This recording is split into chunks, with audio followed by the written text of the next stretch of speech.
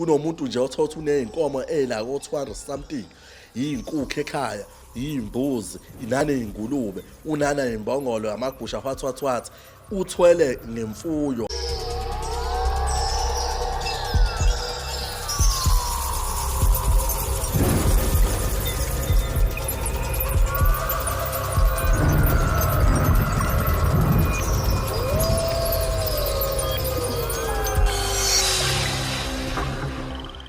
Sanibonani babukeli, siyabingelela kakhulu uDr. Mkhize lo, ubaba kaMaketango, uzulu eliphezulu, iPeaceball uqobo lwayo, abamazi kakhulu kuKhoze FM njalo ngoLwesibili nangoLwesine nangoLwesihlanu, noDr. Mshengu noma Fresh. Bafowethu, namhlanje sila ku-live noma-ke sikwividiyo ye-KZN Podcast. Bafowethu, namhlanje sikhuluma ngokubaluleka noma ngokuqaphela isithwalo. Dr. Mkhize ukakhulume kakhulu ngisho nakuma-radio nako-TV about isithwalo. Isithwalo kusuke kukhulunywa la usuzoba nento osuzoyibheka ngaso sonke isikhathi noma osuzoyiqaphela ukuthi ungamisi kuyona. Okay.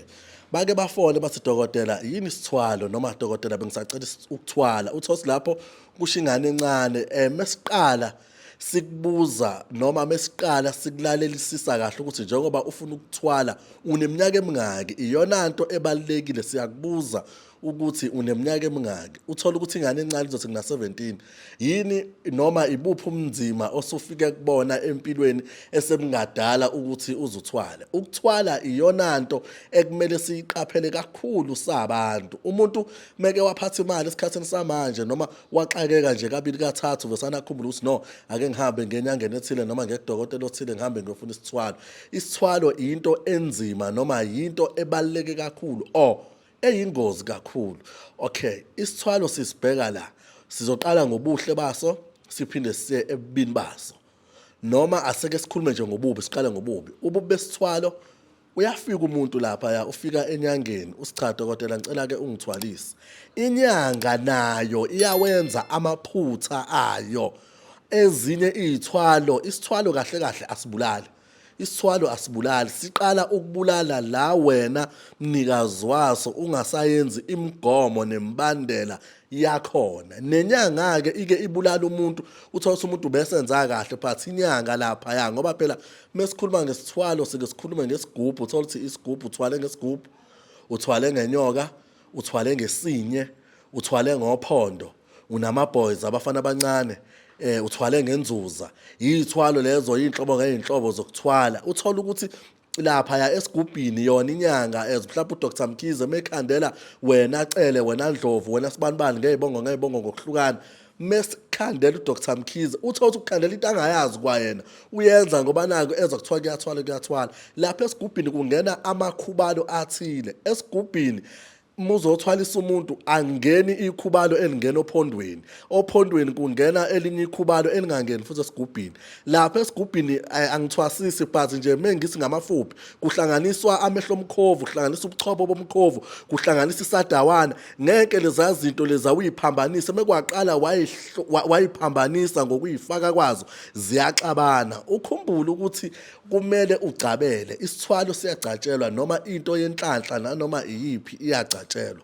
Okay, uthola ukuthi lo muntu besenza kahle kodwa ke inyanga iphambanisa izinto. Siyafika nento ekhaya sekufa abantu, sekugula abantu, kuginqika imoto, kuphela konke naloko okuncane benako. Isithwalo ke sesiphambanisile inyanga le. Uthola ukuthi inyanga yenze kahle. Wena ngoba uthanda amantombazane, isithwalo esinye sidinga ukuthi ngaso sonke isikhathi uhleze uclean.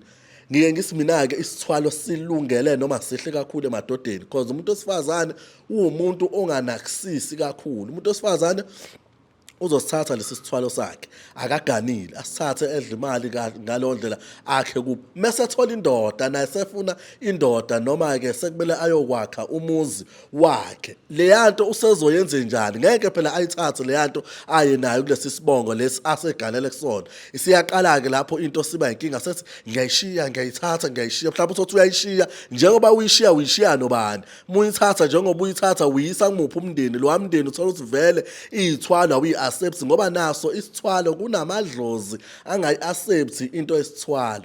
Okay, isithwalo bafowethu singasho nje ngamafuphi noma ngokugcizelela ukuthi asikho sihle. Ngike ngihlabe ngihlikize indaba yesithwalo phansi ngiyathwalisa nami uyafika kudokotela usichathi Dr. Mkhize bengisafuna ukuthwala sikwenzele kodwa sidlula emgomeni ethile. Bese kuba khona ukuthwala ngesinye.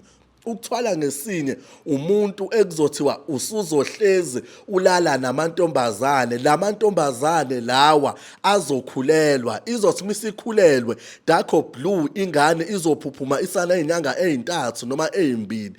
Lento lo othwele ngayo ifuna ukudla lo mntwana esamncane esayihlulu, idla ihlulu lengane isisa size sifike ngisho ku7 months or akaze ayibelethe lo muntu. Ubona umuntu wesilisa uhlezi lala namantombazane ulala namantombazane kanti cha guarantee la sele khona uzomithisa meke weza usekumithi useyashiya le yanto isisele siyadla. Ubona usiswa kwenu uthola izisi noma ubamba izisi kodwa zonke ziyaphuphuma kanti cha le yanto le yakhona into edla inzalo yakho. Mase kuba futhi kakhulu labo bantu angibeki kabi noma ngikhuluma kabi kuba bafundisi noma ama Nigerian iwona athanda lezo yithwalo lezo. Okay, mase siyalapha ukuthwala ngenzuza. Ukuthwala ngenzuza sokukhuluma ngokuthi uthwele ngenyoka yamanzi noma uthwele ngalento yalapha ya emanzini. Umuntu othwele ngenzuza unzima kakhulu-ke angeke kumelane naye cause once waqala wadinwa kudinwa le yanto elapha emanzini. Once waqala wacasuka le yanto elapha emanzini. Inzuza yamanzi umuntu othwele ngenzuza yamanzi uhleze ezoya ko-communicator lapha ya emanzini noma eyo-communicator nesiziba esithile ngoba lento kumele ayiregister with isiziba esithile asikhethile ngaleso sikhathi. Mese kuba khona ukuthwala ngama-boys. Ama-boys-ke isidina sawo ayakhuluma, ayayikhulumela and futhi ayeyisa but ayayiletha kakhulu imali wona. Okay, ama-boys uyakhuluma nawo ukhulume kube right but ngelinye ilanga thizeni ayofuna igazi lengane yakho noma ayofuna ukulala nengane yakho oyithanda ngenhliziyo yakho yonke noma afuna ukulala nonkosikazi wakho. Unkosikazi wakho uyavuka umanzi noma uyavuka uyingcolisele kubonakala ngathi usibelele nomuntu wesilisa kade engalele nawe ubaba ekhaya kanti cha izilwane selale naye. Ninengane legcekeni nazi ukuthi ivagina noma iyintombi into isayiphethe ngoba umntombazane bayo kodwa niyabheka iso alisekho isilale nesilwane, niyabheka ikhulelwe kanti lezayilwane lezaya seyilale nengane. Once mekuyalala-ke lowo muntu sekuphelile-ke ngekusasa lakhe. Ukuthwala ngesilwane, ikuthwala akukho kuhle. Bheka ukuthi uthwaliswa ubani, bheka ukuthi uthwalaphi, bheka ukuthi wenzani. Akuyona yonke i-option eya empumelelweni yokuthwala. Kukhona okunye okuhle ongaphila ngako ngaphandle kokuthwala. Okay, mase siya ebuhleni. Ubuhle obvious ukuthi-ke sihle sithwalo ngokuthi uba nemali. Ikona lokho-ke nje uba nemali uba right, akekho umuntu okumela eduze kwakho, uyaphuza uba right empilweni. Ubuhle besithwalo, isithwalo sihle ngokuthi uba nemali but siyeza isikhathi sobubi. Sihle dithami sisakulethela imali once waqala waluze ifocus sekuba isithwalo esibi noma sekuba isithwalo seyinyembezi. And babukeli emakhaya masikhuluma ngokuthwala akukona kuphela ukuthwala ngemali. Ukuthwala mekuthiwa umuntu uthwele not because ukuthi sekuthiwa uthwele ngokuthi uzoba nemali. Cha, ukuthwala uyathwala ngabantu besifazane. Khona-ke iyinsizwa-ke ifike isichadodela besacela ukuthwala ngabantu besifazane. Hawu kanjani? Cha nje aba right. Uthola ukuthi imali uzoyithola but uyithola ngesandla sabantu besifazane. Ebese kuba khona omunye umuntu ofika esigodlweni asidodela sacela ukuthwala ngemfuyo. Kunomuntu nje othola ukuthi uneyinkomo la ko200 something, iyinkukhu ekhaya, iyimbuzi, inane ingulube, unana imbongolo, amagusha what. Uthwele ngemfuyo akukona kuphela ukuthwala ngemali but akhona namanye ama-option okuthwala nje. Uthothi uthwele ufuna ukuthwala ngogandaganda ngani ngamasimu, unamasimu inqwaba ekhaya yena melimile noma ke metshalile kuvele ukuthi ivembu uthwele lowo muntu ngamasimu although imali ezoyithola but uzoyithola ngalwa la inothile. Okay, ebese siyala kunomuntu ofikayo lapha esigodlweni kamaketanga cha dokotela ngizocela ukuthwala. Akhona amanye ama-option okwenza ukuthi ube nemali but engona ukuthwala njengokukhuphula noma ukuphakamisa.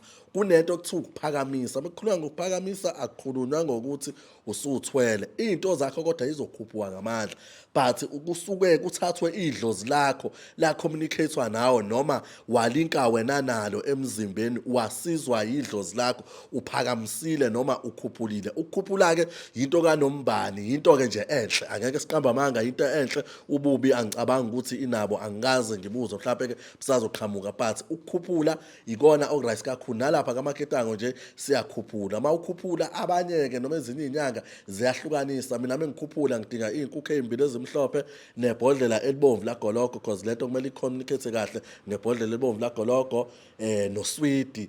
Abanye bake bafuna igusha, abanye bafuna imbuzi, but akukona kuphela ukuthwala okwazi ukwenziwa kuzokulethela imali. Zikhona nezinye indlela ezikwazi ukuthi zenziwe ngaphandle kokuthwala kodwa ube nemali engazi kodwa uthwele. Ukukhuphula ikona point elisegcineni ngci. uDr Mkhize, ubaba kaMaketango, uzolo eliphezulu iPeacebull, idlaba edida kwezomoya, utholakala endaweni yasefolweni. Mawudlula kancane nje iMegaphilani uthi dundu phezulu uyongena emahlabathini ngasesikoleni izenzele. Ngitholakala kwinombolo ethi 081 749 1873, 081 749 1873. Ubekhefuli sebebaningi kakhulu besikema izithombe, nale namba le isikeke yenziwa lokubugebengu obuthile. Wenze sure ukuthi uma ukhuluma nami une sure ukuthi ukhuluma nami. uNkulunkulu anibusise, siyabonga.